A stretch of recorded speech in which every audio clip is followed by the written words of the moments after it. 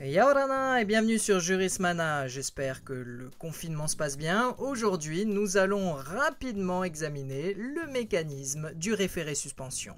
Créé par une loi du 30 juin 2000, c'est l'article L521-1 du Code de justice administrative qui régit le mécanisme du référé suspension qui permet, comme vous l'avez déjà compris, de suspendre une décision administrative.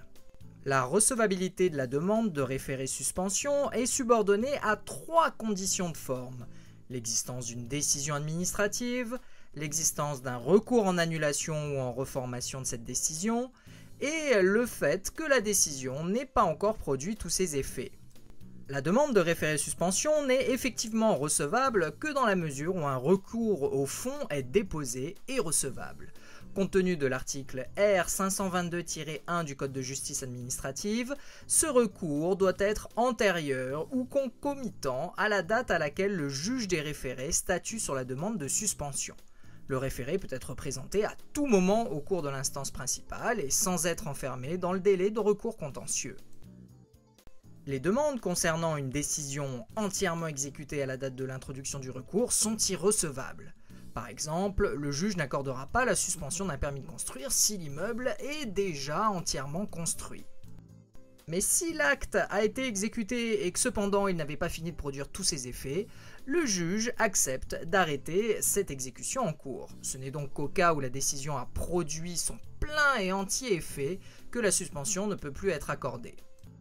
Aux 3 conditions de forme précitées, il faut aussi ajouter 2 conditions de fond: une urgence justifiée et un moyen propre à créer un doute sérieux quant à la légalité de la décision.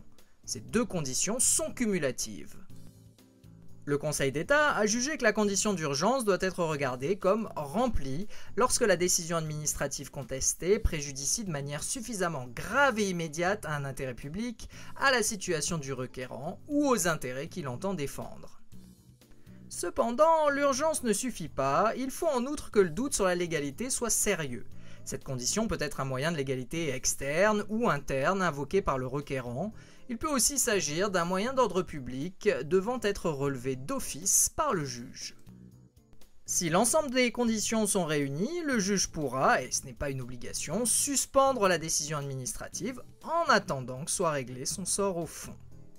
Et voilà, nous en avons terminé avec cette présentation rapide du référé suspension. Prenez soin de vous, merci à tous et à très bientôt sur Jurismana. Parheane!